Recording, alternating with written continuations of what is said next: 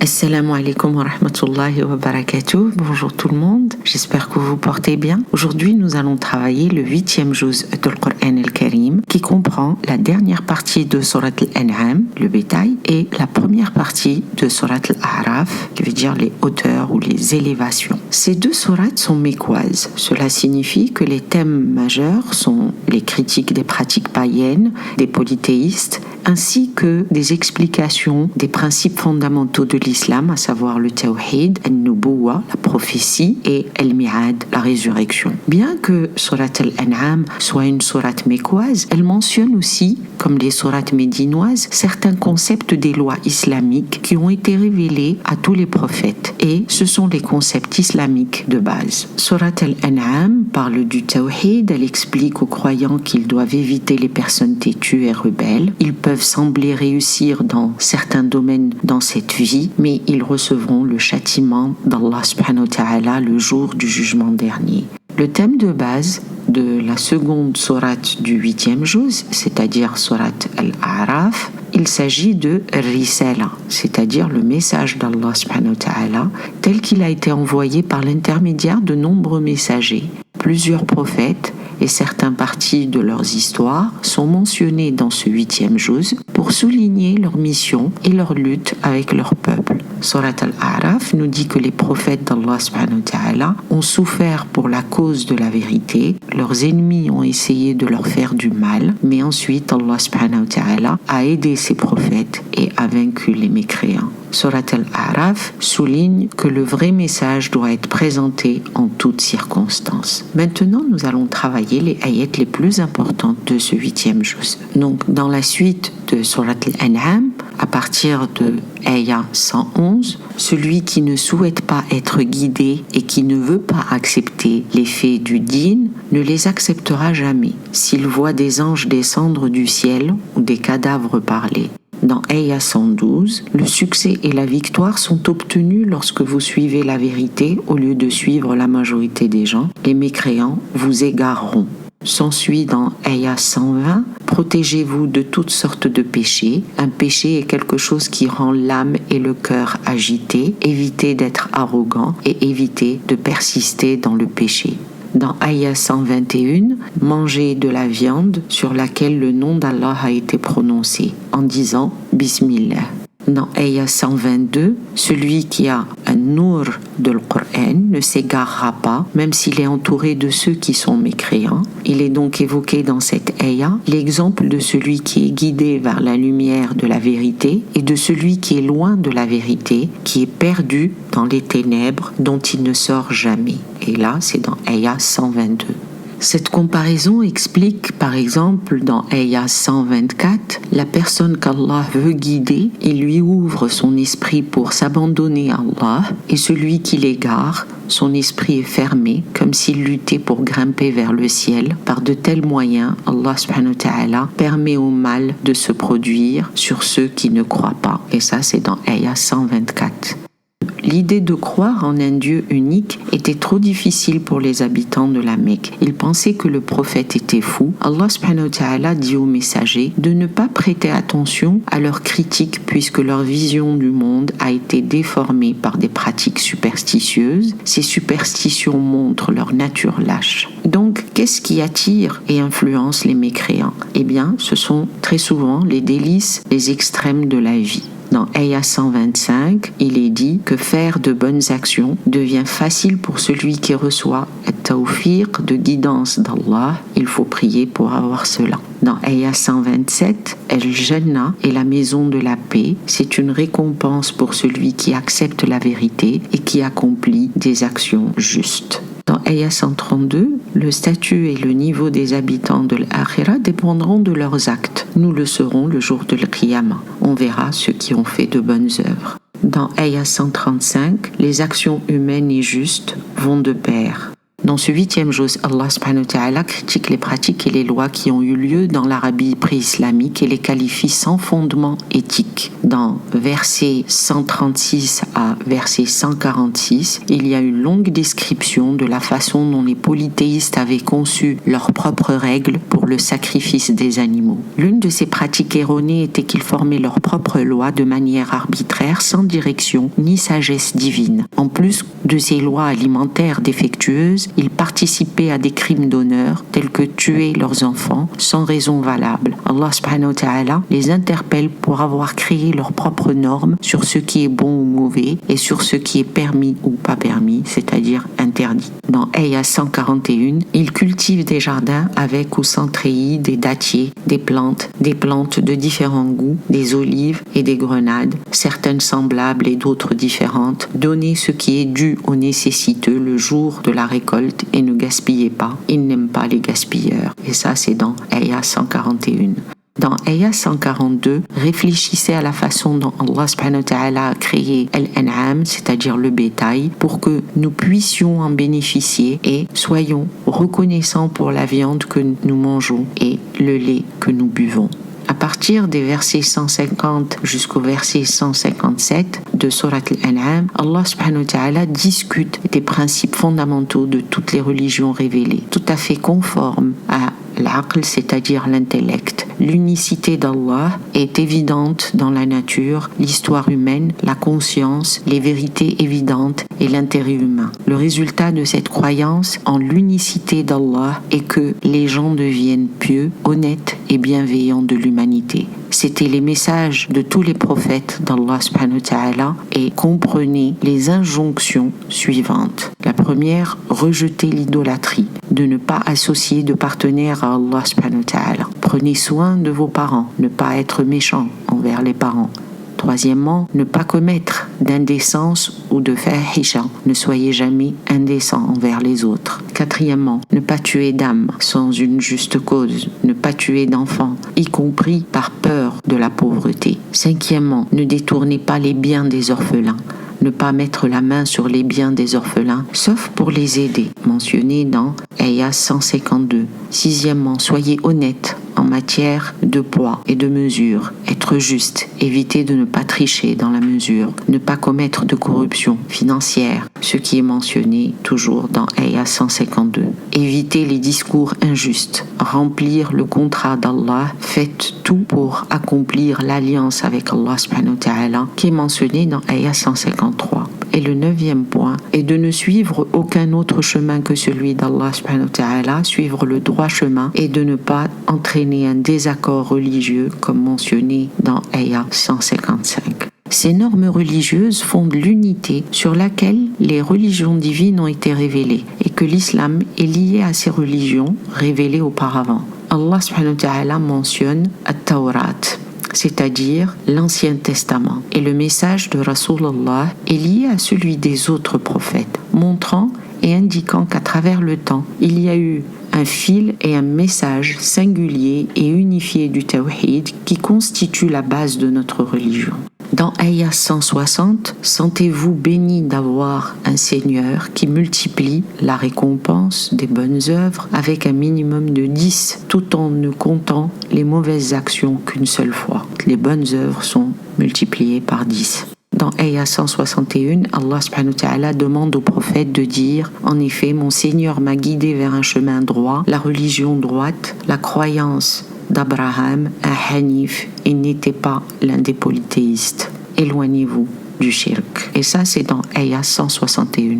Le but de la révélation d'Allah subhanahu wa ta'ala est de dissiper les doutes. Alors pourquoi n'acceptez-vous pas le nouveau contrat? Al-Qur'an al-Karim fait appel au bon sens et invite à plusieurs reprises à voir la vérité. Il est dit dans Ayah 162, 163, vous n'avez rien à voir avec ceux qui ont divisé leur religion et créé des sectes. Leur cas appartient à Allah et il les informera de ce qu'ils ont fait. Il est demandé au prophète de faire valoir son point de vue de manière décisive en annonçant la chose suivante. Mes prières, mes sacrifices, ma vie, ma mort sont pour Allah, Seigneur de tous les royaumes, le Seigneur de tout ce qui existe. Il n'a pas de partenaire, c'est ce qui m'a été ordonné.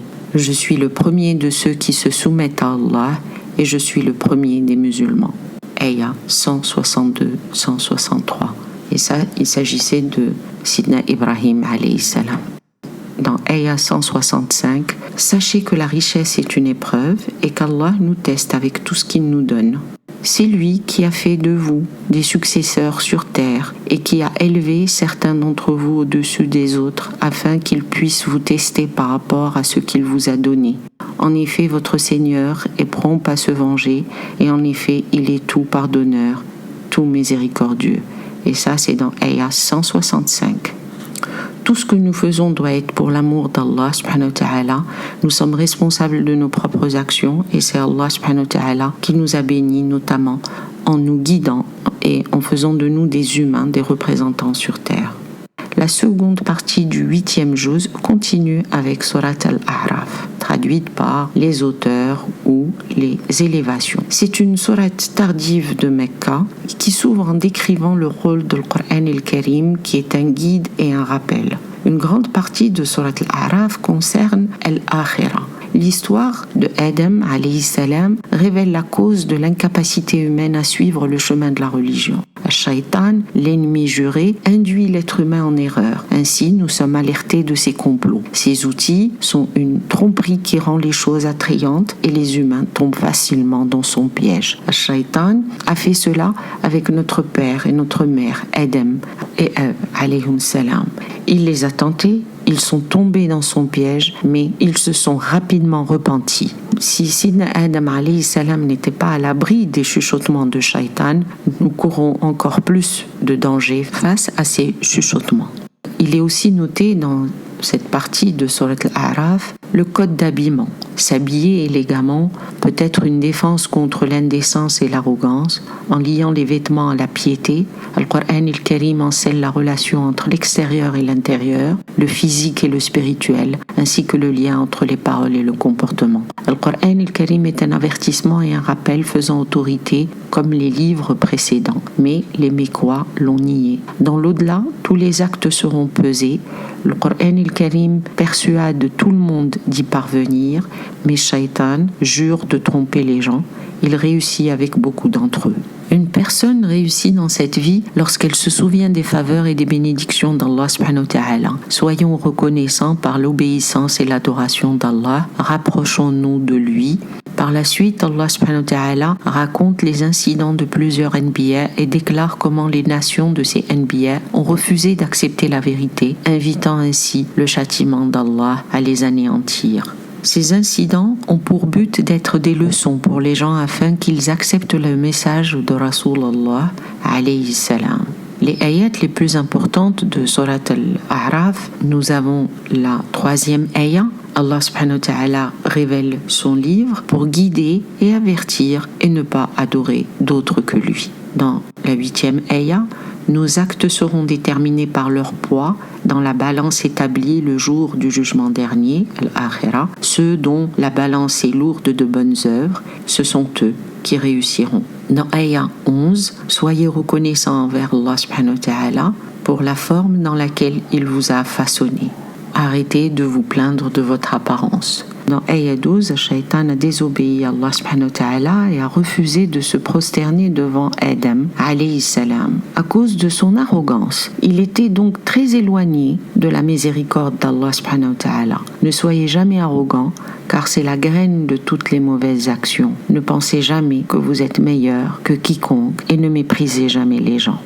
Entre ayat 16, 17 à 20, Shaitan a révélé le défi d'éloigner les enfants d'Adam alayhi salam du droit chemin. Il nous empêchera de faire le bien par tous les moyens possibles. Donc, méfiez-vous de Shaitan et de ses pièges. Recherchez la protection auprès d'Allah subhanahu wa ta'ala. Remercions-le toujours pour cela dans notre cœur, par notre langue et par nos actions. Et pour toutes les fois où nous sommes tombés dans l'ingratitude, la désobéissance à Allah subhanahu wa ta'ala, acceptons nos erreurs et demandons-lui humblement pardon, comme le prophète Adam alayhi salam dans verset 23. ربنا ظلمنا أنفسنا وإن لم تغفر لنا وترحمنا لكنا من الخاسرين.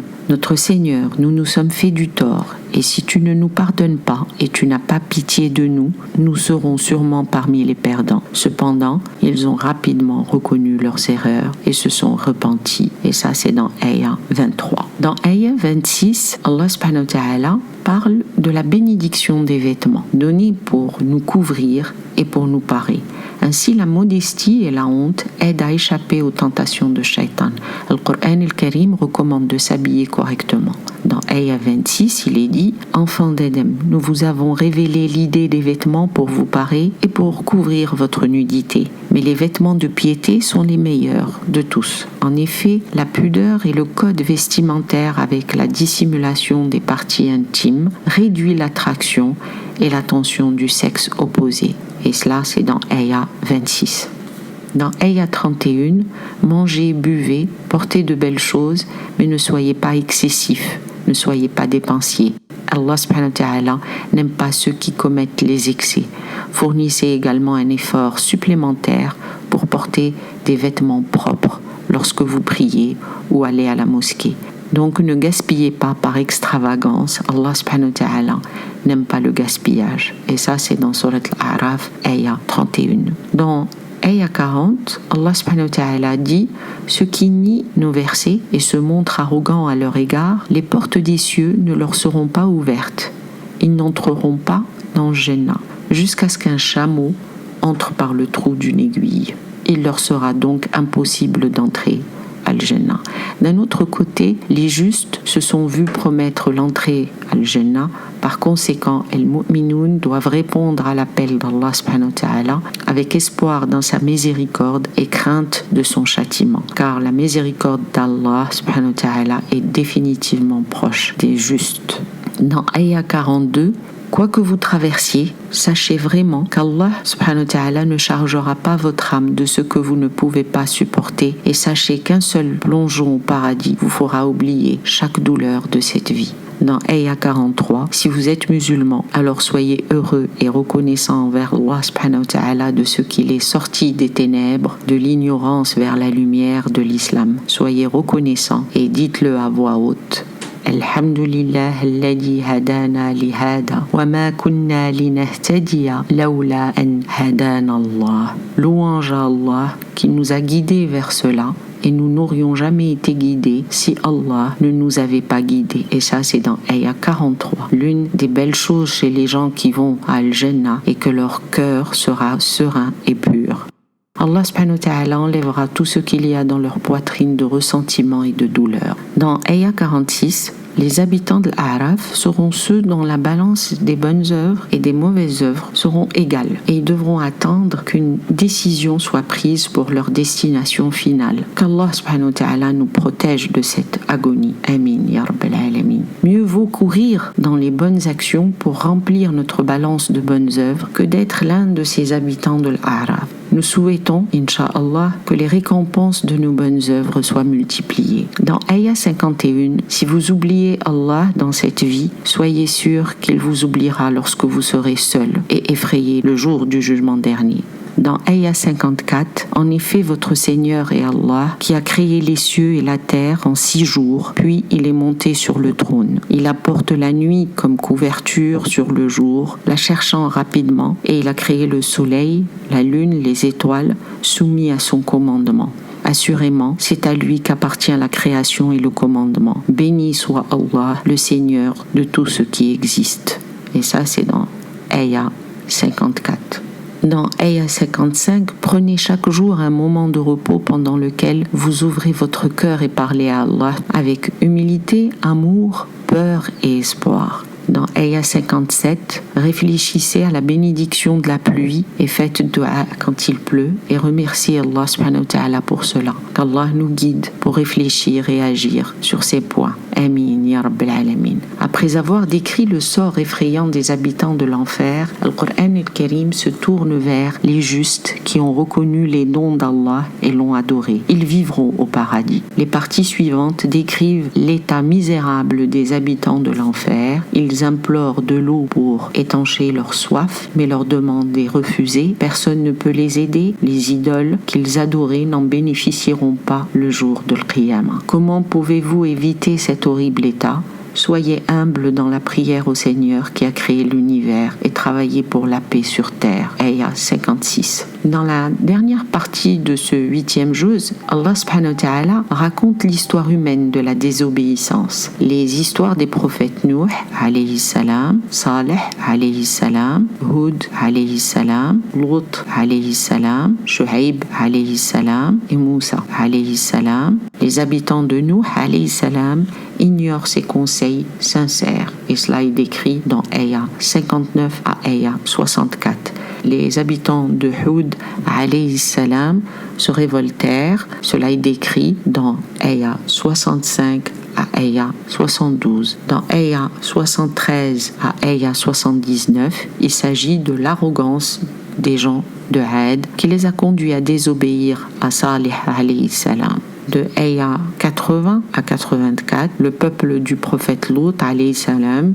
ce peuple rejeta le prophète Lut alayhi salam en le considérant comme étant trop puritain. Et cela est dans Ayah 84. Et dans Ayah 85 à Ayah 87, il s'agit du prophète Shu'aib alayhi salam qui a empêché son peuple de tricher. En tant que musulmans, nous aimons et respectons tous les prophètes envoyés par Allah subhanahu wa ta'ala. Ils ont tous adoré un seul Dieu et ont appelé leur peuple à faire le bien et abandonner le mal. Ces histoires sont des invitations à l'islam et rassurent le messager et ses disciples. Ces prophètes ont été rejetés, condamnés et certains tués, mais ils ont continué à enseigner et à prêcher et à encadrer le peuple. Finalement, le châtiment divin les a détruits. Ceci est un avertissement clair adressé aux habitants de la Mecque en leur disant « Si vous n'acceptez pas son messager bien-aimé, vous ferez face au même sort ».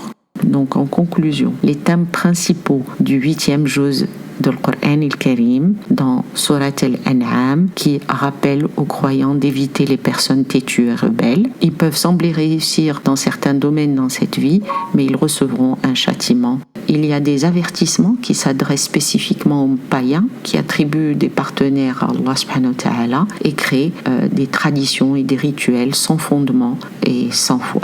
Il y a aussi un avertissement spécifique contre ceux qui divisent leur religion en sectes, malgré tout le pessimisme et les superstitions des mécréants. Les décrets d'Allah subhanahu wa ta'ala s'accompliront. Il est conseillé aux musulmans de suivre le chemin droit d'Allah subhanahu wa ta'ala avec un dévouement total. En poursuivant donc le thème principal de Surat Al-A'raf, nous devons nous souvenir des générations précédentes de prophètes qui ont été confrontés aux mêmes difficultés que notre prophète Sidna Muhammad sallallahu alayhi wa sallam et ses disciples.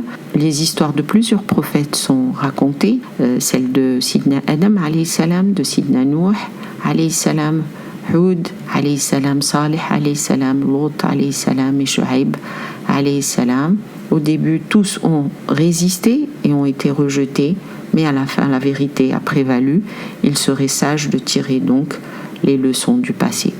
Donc on souligne dans ce juz l'arrogance des mécréants et leur opposition aux prophètes. Il ne faut pas manger d'animaux abattus qui ne sont pas abattus au nom d'Allah subhanahu wa ta'ala et sans dire Bismillah. Ce 8e juz parle des dons d'Allah subhanahu wa ta'ala pour l'humanité et les interdictions que les gens s'imposent eux-mêmes. Ce juz aussi évoque les principes universels de l'islam. Il parle du dévouement total à Allah subhanahu wa ta'ala. C'est la vraie religion, la prière, le sacrifice, la vie, la mort.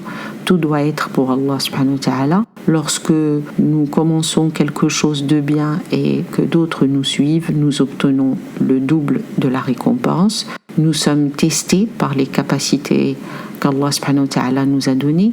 Al-Jannah est la maison de la paix. La richesse est une épreuve. Allah subhanahu wa ta'ala nous teste avec tout ce qu'il nous a donné. Al-Qur'an al-Karim est révélé pour rappeler aux croyants et avertir l'humanité des conséquences de leurs actes. Le jugement aura bel et bien lieu. Suivez ce livre, Al-Qur'an al-Karim.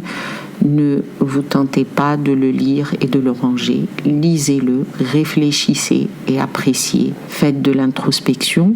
Notre valeur aux yeux d'Allah subhanahu wa ta'ala est déterminée par notre a'mal, c'est-à-dire nos actes et nos actions. Attendez une récompense d'Allah, mais pas des gens. Faites vos actes pour lui, pour vous élever, pour Allah subhanahu wa ta'ala seulement. Il Il y a aussi dans ce juz l'histoire de la création de l'homme et de l'opposition de Shaitan vis-à-vis de l'homme. Il y a l'avertissement aux enfants de Adam alayhi salam d'être conscients des complots de Shaitan. Les messagers d'Allah sont venus guider les gens. La fin de ceux qui ont nié le message et de ceux qui ont accepté le message est décrit dans ce 8e juz. Les justes prospéreront et il y a à la fin les leçons à tirer des histoires des prophètes Nuh alayhi salam, Hud alayhi salam et Salih et Lot alayhum salam. Wallahu a'lam. J'espère que ce petit résumé du 8e juz vous a aidé. Je vous souhaite une bonne continuation. Wassalamu alaikum wa rahmatullahi wa barakatuh. Bye bye.